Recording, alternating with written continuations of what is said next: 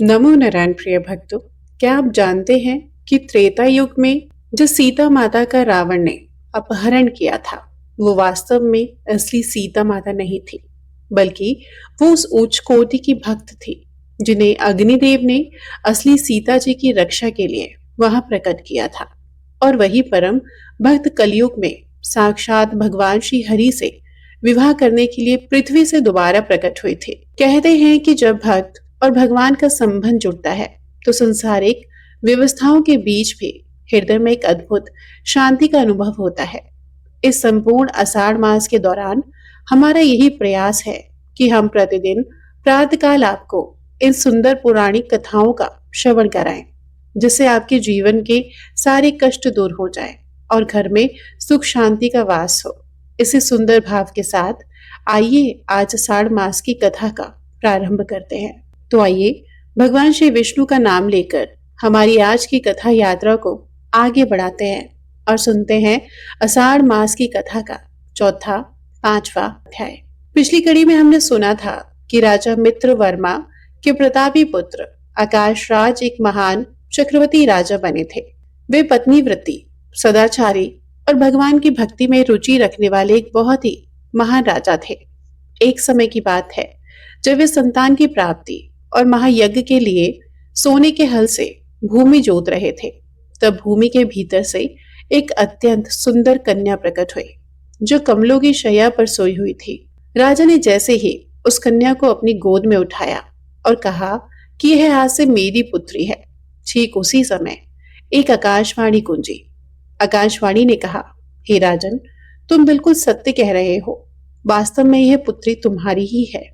इन सुंदर नेत्र वाली दिव्य कन्या को तुम बहुत अच्छे से पालन पोषण करो और इसे अपने महल ले जाओ। यह दिव्य वचन सुनकर राजा आकाशराज के मन की प्रशंसा का कोई ठिकाना न रहा। उन्होंने तुरंत अपने नगर में प्रवेश किया और महारानी धरणी देवी को बुलाकर बहुत ही प्रेम से कहा, हे प्रिय, देखो यह साक्षात भगवान की दी हुई हमारी हमारी अपनी कन्या है। यह पवित्र पृथ्वी से प्रकट हुई है। हम दोनों आज तक संतानहीन थे और हमारे दुखों को दूर करने के लिए ही भगवान ने इस पुत्री को हमारे पास भेजा है। ऐसा कहकर राजा ने बड़े लाड़ प्यार से उस कन्या को रानी धरणी के हाथों में सौंप दिया। वह कन्या इतनी भाग्यशाली थी कि जैसे ही उसने महल में प्रवेश किया, महारानी धरणी देवी ने भी गर्भ धारण कर लिया और जब समय आया, रानी ने एक सुंदर पुत्र को जन्म दिया। उस बालक के जन्म के समय 5 ग्रह अपने उच्च स्थानों में स्थित थे और सूर्यदेव मेष राशि पर विराजमान थे। पुत्र के जन्म लेते ही देवताओं ने आकाश से दुमदुमनियां बजाई और राजा के महल पर फूलों की वर्षा होने लगी। चारों ओर सुख देने वाली शीतल हवा चलने लगी। महाराज आकाश राज इस दोहरी खुशी से इतने गदगद हो गए। जिस सेवक ने उन्हें पुत्र जन्म का समाचार सुनाया था, उसे उन्होंने अपना सब कुछ दान कर दिया। केवल अपने राजसी छात्र और चवर को अपने पास रखा। उसके साथ ही राजा ने ब्राह्मणों को 1 करोड़ कपिला गाय और 1 करोड़ बैल दान किए। जब बालक का 12वां दिन आया तो शुभ मुहूर्त में उसका नामकरण संस्कार किया गया और राजा ने स्वयं अपने पुत्र का नाम वासुदान रखा। राजा आकाशराज का पुत्र वासुदान प्रतिदिन शुक्ल पक्ष की चंद्रमा की भांति तेजी से बढ़ने लगा। जब वह बड़ा हुआ तो वेदों के परांगत विद्वान गुरुओं ने उसका उपन्यास संस्कार किया और अपने पिता से ही अस्त्र शस्त्र की शिक्षा पाई। उसने धनुर्वेद के चारों पदों का बहुत गहराई से अध्ययन किया। जब भगवान वराह यह कथा सुना रहे थे, तब पृथ्वी देवी ने बड़ी उत्सुकता से प्रश्न पूछा, हे प्रभु, आपने राजा के पुत्र का नाम तो वासुदान बताया, लेकिन कृपा करके यह भी बताइए कि पृथ्वी से प्रकट हुई उस कन्या का उन्होंने क्या नाम रखा। भगवान वराह मुस्कुराते हुए कहने लगे, हे देवी, बुद्धिमान राजा आकाश राज ने उस कन्या के गुण देखकर उसका नाम पद्मिनी रखा। धीरे धीरे वह कन्या बड़ी होने लगी और युवावस्था को प्राप्त हुई। एक दिन पद्मिनी अपनी सखियों के साथ एक सुंदर वन में घूम रही थी, जहां तोते और कोयलों की मीठी आवाज गूंज रही थी। तभी अचानक वहां घूमते हुए देवर्षि नारद आए। नारद जी ने उस कन्या को देखा तो उन्हें ऐसा लगा मानो वन की साक्षात लक्ष्मी ही मूर्ति बनकर खड़ी हो। नारद जी ने विस्मित होकर पूछा, हे सुंदरी, तुम कौन हो और और किसकी कन्या हो? जरा मुझे अपना हाथ दिखाओ। पद्मिनी ने आदर पूर्वक नारद मुनि को प्रणाम किया और कहा, हे ब्राह्मण, मैं राजा आकाशराज की पुत्री हूँ। कृपा करके मेरे हाथ की रेखाएं देखकर मेरे लक्षण को बताइए। नारद मुनि ने उसका हाथ देखा और बोले, हे सुंदरी, तुम्हारा मस्तक एकदम गोल और सम है, जिस पर लंबे और चिकने बाल शोभा दे रहे हैं। तुम्हारी मंद मुस्कान और विल फल जैसे लाल होठ ये साफ बता रहे हैं कि तुम्हारा यह रूप साक्षात भगवान विष्णु के ही योग्य है। तुम तो क्षीर सागर से प्रकट हुई साक्षात लक्ष्मी जैसी दिख रही हो। इतना कहकर वह उसकी सखियों से सम्मान पाकर नारद जी वहां से अंतर ध्यान हो गए। उसके बाद सभी सखियां और पद्मिनी इधर उधर घूमकर बगीचे से फूल तोड़ने लगी और फिर एक घने पेड़ की छांव में जा बैठी। ठीक उसी समय उन्होंने चंद्रमा के समान सफेद रंग का एक बहुत ऊंचा और सुंदर घोड़ा देखा, जिस पर श्वेत रंग का एक सुंदर पुरुष सवार था, जिसका रूप इतना आकर्षक था कि कामदेव भी उसके सामने लज्जित हो जाएं। उसके बड़े बड़े नेत्र थे, हाथों में द्रव्य शारंग धनुष और सोने के वाड़ थे। उसने कमर पर पीले रेशमी वस्त्र और पीतांबर धारण किया हुआ था। उसका बायां कंधा सोने के युगो पवित्र से चमक रहा था। उस तरुण का सुंदर रूप देखकर सभी स्त्रियां हैरान हो गई। वह घुड़सवार वास्तव में शिकार पर निकला था और एक भेड़िए को ढूंढते हुए उन स्त्रियों के पास पहुंचा। उसने पूछा, क्या इधर कोई भेड़िया आया है? सखियों ने थोड़े से कड़े स्वर में उत्तर दिया, तुम धनुष्वाण लेकर हमारे सुरक्षित वन में क्यों आए हो? यहाँ के सभी पशु सुरक्षित हैं और राजा आकाशराज का नियम है कि यहाँ कोई शिकार नहीं कर सकता। तुम तुरंत यहाँ से बाहर चले जाओ। उसकी बात सुनकर वह घुड़सवार घोड़े से नीचे उतर आया और बोला, तुम कौन हो और तुम्हारे बीच खड़ी यह कमल के समान रंग वाली परम सुंदरी कन्या कौन है? एक सखी ने गर्व से उत्तर दिया, यह हमारी स्वामिनी पद्मावती है, जो राजा आकाश राज की पुत्री है और इनका जन्म पृथ्वी से हुआ है। हे सुंदर पुरुष, अब तुम अपना परिचय दो कि तुम कौन हो और यहाँ क्यों आए हो? उस पुरुष ने मंद मंद मुस्कुराते हुए कहा, मेरा नाम अनंत है, लेकिन जो तपस्वी लोग हैं वे मेरे रंग रूप को देखकर मुझे कृष्ण कहते हैं। मेरे पास जो धनुष है उसकी बराबरी करने वाला धनुष देवताओं के पास भी नहीं है।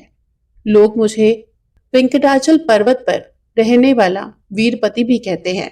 मैं यहाँ शिकार के लिए आया था, लेकिन इस वन की शोभा देखते देखते मेरी नजर इस सुंदरी पर पड़ गई। क्या यह सुंदर कन्या मुझे पत्नी के रूप में प्राप्त हो सकती है? यह सुनते ही पद्मावती की सखियां क्रोधित हो उठी। तब वह पुरुष तुरंत अपने घोड़े पर सवार होकर वापस वेंकटाचल पर्वत की ओर चला गया। वह अपने दिव्य धाम पहुंचकर वे घोड़े से उतरे और अपने सुंदर सिंहासन पर जाकर बैठ गए, लेकिन उनका मन वहीं उपवन में छूट गया था। वे आंखें बंद करके बार बार उस मंद मुस्कुराने वाली पद्मावती का ही स्मरण करने लगे थे। उसी समय दोपहर के भोजन का समय हो गया। भगवान के लिए बहुत ही स्वादिष्ट और सुगंधित भोजन तैयार हुए और भोजन लेकर उनकी एक परम सखी आई, जिसका नाम था बकुल मालिका। वो भोजन का थाल लेकर आई। उसने देखा कि श्री हरि अपनी आंखें बंद किए किसी के ध्यान में खोए हुए हैं।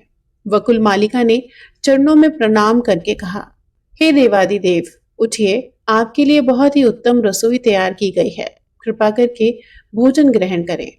भगवान ने अपनी आंखें खोली और एक गहरी सांस लेकर कहा, हे सखी, सुनो, मैं जिसका ध्यान कर रहा हूं, त्रेता युग में जब मैं राम रूप में अवतरित हुआ था और रावण का वध करने निकला था, तब देववती नाम की एक कन्या ने लक्ष्मी जी की बहुत सहायता की थी।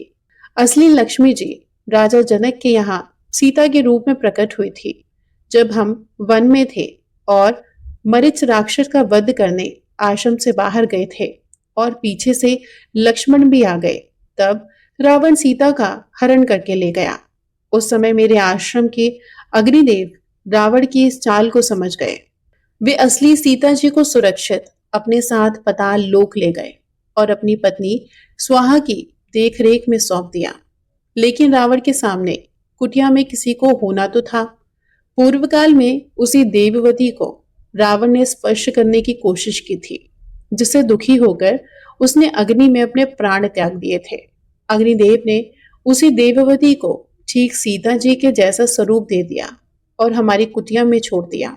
रावण ने वास्तव में इसी देववती का हरण किया था और उसे लंका ले गया था। जब रावण मारा गया और लंका में अग्नि परीक्षा का समय आया, तब उस देववती ने दोबारा अग्नि में प्रवेश किया। तब अग्निदेव ने पताल से असली जनक नंदिनी सीता जी को लाकर मुझे सौंप दिया और कहा, प्रभु, इस देववती ने सीता जी की रक्षा के लिए बहुत बड़ा त्याग किया है, आप इसे कोई वरदान दे। तब सीता जी ने मुझसे प्रार्थना की कि मैं देववती को स्वीकार करूं। तब मैंने देववती से वादा किया था कि कलयुग में तुम्हारे इस त्याग का फल अवश्य दूंगा। तब तक वह ब्रह्मलोक में रही और वहीं देववती राजा आकाशराज की पुत्री पद्मावती बनकर पृथ्वी से प्रकट हुई है। आज मैं शिकार खेलने गया था, तब मेरी मुलाकात उसी पद्मावती से हुई। हे वकुल मालिके, तुम तुरंत राजा के नगर नारायणपुर जाओ और उस कन्या को देख कर आओ। वे अपने इस रूप और रावणे के योग है। यही नहीं, और हमारे विवाह की बात भी आगे बढ़ाओ। भगवान का यह आदेश पाकर वकुल मालिका सखी तुरंत राजा के महल की ओर निकल पड़ी। प्रिय भक्तों, चौथा अध्याय यहाँ पर विराम लेता है। अब सुनिए पांचवा अध्याय। भगवान की आज्ञा पाते ही वकुल मालिका सखी ने प्रभु के चरणों में सादर प्रणाम किया। वह गूजा के दाने के समान गहरे लाल रंग वाले और अत्यंत सुंदर और तेज घोड़े पर सवार हो गई। भगवान के बताए हुए रास्ते पर राजकुमारी पद्मावती की खोज में निकल पड़ी। चलते चलते वकुल मालिका अरिणी नदी के पश्चिम तट पर पहुंची। वह स्थान घने और सुंदर वृक्षों से पूरी तरह हरा भरा था।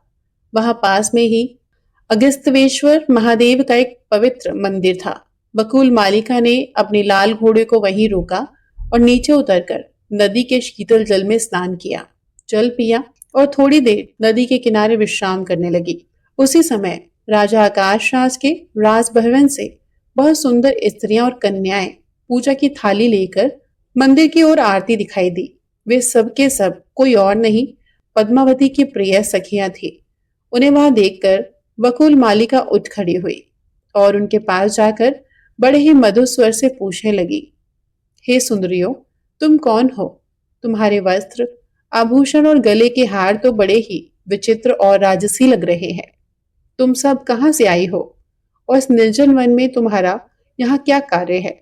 बकुल मालिका की बात सुनकर उन कन्याओं ने उत्तर दिया, हे कल्याणी, हम महाराज आकाशराज के रानीवास में रहने वाली स्त्रियां हैं और राजकुमारी पद्मावती की सखियां हैं।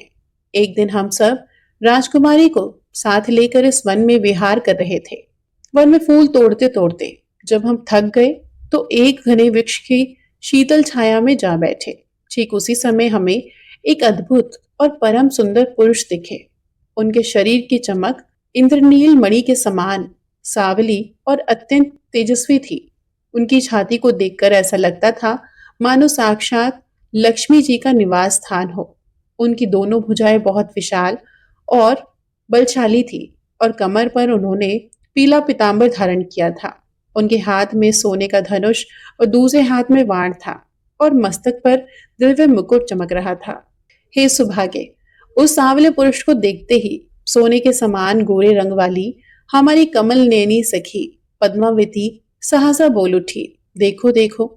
और जैसे ही हम सब उनकी ओर देखने लगी, वे सुंदर पुरुष बड़ी शीघ्रता से वहां से चले गए। उनके जाते ही हमारी सखी पद्मावती उनके विरह में मूर्छित हो गई और जमीन पर गिर पड़ी। तब हम उन्हें ऐसी ही हालत में राजमहल ले गए। अपनी लाडली पुत्री की ऐसी दशा को देखते हुए महाराज आकाशराज ने तुरंत ज्योतिषियों को और विद्वानों को बुलाया और पूछा कि मेरी पुत्री पर किस ग्रह की दशा है जो उसकी यह हालत हो गई। तब देवगुरु बृहस्पति के समान बुद्धिमान एक ज्योतिषी ने मन ही मन ग्रहों की चाल का विचार किया और राजा से कहा, हे राजन, किसी परम उत्तम पुरुष ने आपकी कन्या के समीप आकर उन्हें दर्शन दिए हैं उन्हीं के रूप को देखकर राजकुमारी उनके प्रेम में मूर्छित हुई है। भविष्य में उसी दिव्य पुरुष के साथ पद्मावती का विवाह संपन्न होगा, यह कहकर ज्योतिषी वहां से चले गए। इसके बाद महाराज आकाशराज ने वेदपाड़ी ब्राह्मणों को बुलाया और आदेश दिया कि वे शिवालय में जाकर वेद मंत्रों के साथ भगवान शंकर का महाअभिषेक करें ताकि राजकुमारी का कष्ट दूर हो। राजा की आज्ञा पाकर ही हम सब सखियां यहाँ महादेव के अभिषेक की सामग्री लेकर आई हैं। हे सुंदरी, अब तुम भी अपना परिचय दो। सखियों की यह बात सुनकर बकुल मालिका का हृदय खुशी से भर गया। बकुल मालिका ने उत्तर दिया, हे कन्याओं, मैं श्री वेंकटाचल पर्वत से आई हूँ और मुझे महाराज की पटरानी धरणी देवी से मिलना है। क्या राजमहल में महारानी के दर्शन सुलभ हो पाएंगे? सखियों ने कहा, हाँ, तुम अवश्य हमारे साथ चलकर महारानी के दर्शन कर सकती हो। इसके बाद बकुल मालिका और कन्याओं के साथ वह राजमहल पहुंच पड़ी। दूसरी ओर राजमहल के भीतर महारानी धरणी देवी अपनी पुत्री पद्मावती के कक्ष में बैठी थी। उन्होंने बड़े लाड से अपनी पुत्री के माथे पर हाथ सहराया और कहा, बेटी, मुझे बताओ कि मैं तुम्हारा कौन सा कार्य करूं? तुम्हें इस संसार की कौन सी वस्तु सबसे प्रिय लगती है जिससे तुम्हारा यह कष्ट दूर हो सके? अपनी माता के पूछने पर राजकुमारी पद्मावती ने बहुत ही धीमे और भावुक स्वर में कहा, हे माता, इस चराचर संसार में जो आंखों को सुंदर लगने वाला है, जिसे देखते ही साधु संतों का मन भी आनंद से भर जाता है, जिसकी झलक पाने के लिए ब्रह्मा आदि देवता भी तरसते हैं, जो सबसे महान, सर्वव्यापी और तेजस्वियों में से भी परम तेजस्वी है, जो देवताओं का भी देव है और जो केवल अपने सच्चे भक्तों को ही सुलभ हो पाते हैं और अभक्तों को कभी प्राप्त नहीं होते। हे माता, उसी दिव्य पुरुष में मेरा यह मन पूरी तरह रम गया है। वे अपने भक्तों की समस्त इच्छाएं पूरी करने वाले हैं। तो मेरे लिए किसी भी तरह उनकी खोज करवाओ। यह सुनकर धरणी देवी थोड़ी सोच में पड़ गई। उन्होंने पूछा, हे सुलोचने, तुम जिसके बारे में कह रही हो, मुझे उनके भक्तों के लक्षण तो बताओ ताकि मैं पहचान कर सकूं कि वे कौन है। तब पद्मावती ने बहुत ही सुंदर शब्दों में कहा, हे माता, जो पुरुष वेदों के स्वाधान्य में लीन रहकर सदा वैदिक कर्मों का अनुष्ठान करते हैं, जो सदा सत्य बोलते हैं, जो कभी भूलकर भी दूसरों के दोषों की निंदा नहीं करते और पराई निंदों से कोसों दूर रहते हैं, जो कभी किसी के धन का अपहरण नहीं करते और पराये धन पर पराई स्त्रियों की ओर आंख उठाकर नहीं देखते, चाहे वे कितनी ही सुंदर क्यों ना हो। न कभी वे उनका स्मरण करते हैं, न स्पर्श करते हैं। ऐसे परम सदाचारी महात्माओं को ही संसार में वैष्णव या भगवान का सच्चा भक्त कहा जाता है, जो सभी जीव जंतुओं पर दया करते हैं, सबके हित में लगे रहते हैं और दिन रात देवेश्वर भगवान विष्णु के दिव्य गुणों और नामों का गान करते हैं। उन्हें ही भगवान का अनन्य भक्त कहा जाता है। जो पुरुष हर हाल में संतुष्ट रहे, केवल अपनी पत्नी के प्रति वफादार रहे और राग द्वेष भय या क्रोध से सर्वथा मुक्त रहे, उसे ही परमात्मा की प्राप्ति होती है। हे माता, उन्हीं परमेश्वर श्री हरि से मुझे प्रेम हो गया है। मेरा मन उन्हीं श्याम सुंदर भगवान विष्णु से मिलना चाहता है। उनके सिवा अब मुझे संसार की किसी और वस्तु की इच्छा नहीं। ये मेरा जीवन सिर्फ उन्हीं के लिए है। माता, कोई ऐसा उपाय सोचिए जिससे मेरा संबंध उनसे हो सके। इतना कहकर विरह के आंसुओं से भीगे मुख वाली पद्मावती चुप हो गई। धरणी देवी अपनी पुत्री की बातें सुनकर गहरी चिंता में डूब गई कि आखिर साक्षात भगवान विष्णु कैसे प्राप्त होंगे। इसी समय अगस्त्येश्वर महादेव की पूजा संपन्न करके वे कन्याएं बकुल मलिका को साथ लेकर महारानी धरणी देवी के सामने उपस्थित हुई। महारानी ने पहले से आए हुए ब्राह्मणों को आदर पूर्वक भोजन कराया, वस्त्र आभूषण और दक्षिणा देकर उनसे आशीर्वाद लिया और उन्हें विदा किया। इसके बाद धरणी देवी की नजर बकुट मालिका पर पड़ी। उन्होंने अपनी कन्याओं से पूछा कि बताओ, यह श्रेष्ठ और तेजोमय कन्या कौन है? तुम्हें यह कहाँ मिली और ये यहाँ क्यों आई है? इसे देखकर तो ऐसा भास होता है कि मानो यह कोई पूजनीय देवी हो। कन्याओं ने हाथ जोड़कर कहा, महारानी, यह देवी वास्तव में कोई सामान्य स्त्री नहीं, बल्कि यह कोई दिव्य स्त्री है। यह किसी विशेष कार्य से आपसे मिलने आई है। हमें देवालय में भगवान शंकर के समीप मिली थी। जब हमने इनसे पूछा तो इन्होंने बताया कि मैं महाराज के अंतःपुर में महारानी से मिलने आई हूँ, इसलिए हम इन्हें आदर पूर्वक आपके पास ले आए।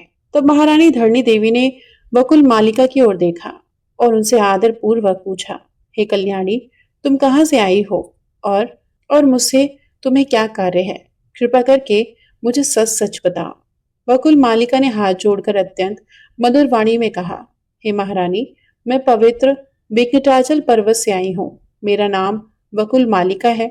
हमारे स्वामी साक्षात भगवान नारायण हैं, जो सदा ही वेंकटाचल धाम में निवास करते हैं। एक दिन वे हंस के समान सफेद और मन के समान तेज गति वाले घोड़े पर सवार होकर वन में शिकार करने निकले थे। जब वे वन में भ्रमण कर रहे थे, तब उन्होंने सुंदर फूल तोड़ती हुई एक कन्या को देखा। उस कन्याओं के बीच में एक परम सुंदरी कन्या थी, जो साक्षात लक्ष्मी जी के समान स्वर्ण गौरी और मन को मोह लेने वाली थी। उस कन्या को देखते ही हमारे स्वामी भगवान नारायण का मन उनके प्रति पूरी तरह आसक्त हो गया। वेंकटाचल लौट आए। वहां आकर उन्होंने मुझे अपने पास बुलाया और कहा, हे सखी बकुल मालिका, तुम तुरंत राजा आकाशराज के नगर में जाओ, उनके अंतापुर में प्रवेश करो और महारानी धरणी देवी से मिलकर उनकी कुशल क्षेम पूछो और फिर अपनी परम सुंदरी पुत्री पद्मावती को मेरे लिए पत्नी के रूप में मांगो। तुम राजा और रानी का मनोभाव जानकर शीघ्र वापस आओ। हे महारानी, भगवान श्री नारायण की इसी आज्ञा से मैं आपके महल में विवाह का यह पावन प्रस्ताव लेकर आई हूँ। अब आप अपने मंत्रियों और राजाओं से सलाह लीजिए और जो आपको उचित जान पड़े वैसा निर्णय लीजिए। वकुट मालिका के मुख से साक्षात भगवान नारायण का यह अद्भुत प्रस्ताव सुनकर धरणी देवी के आनंद का कोई ठिकाना नहीं रहा। उनका चेहरा खुशी से खिल उठा। प्रिय भक्तों, आज का अध्याय यहाँ पर विराम लेता है। कल हम सुनेंगे इसके आगे का अध्याय। यदि आपने इस प्रसंग को पूरे ध्यान से सुना है तो इनके उत्तर आप कमेंट बॉक्स में अवश्य दीजिएगा। पहला प्रश्न, भगवान नारायण की आज्ञा पाकर उनकी सखी बकुल मालिका किस रंग के घोड़े पर सवार होकर राजा की नगरी गई थी? दूसरा, राजकुमारी पद्मावती ने अपनी माता धरणी देवी को भगवान के सच्चे भक्तों के क्या मुख्य लक्षण बताए थे? तीसरा, बकुल मालिका ने महारानी धरणी देवी के सामने अपने स्वामी का नाम क्या बताया और वे किस पवित्र स्थान पर निवास करते थे? कमेंट बॉक्स में अवश्य बताइएगा ये कथा आप कहाँ से सुन रहे हैं। तो अगर आप नए हैं इस चैनल पर तो कृपा करके लाइक कीजिएगा, चैनल को सब्सक्राइब कीजिएगा। मिलते हैं आपसे कल अगले अध्याय के साथ। तब तक के लिए हरे कृष्णा।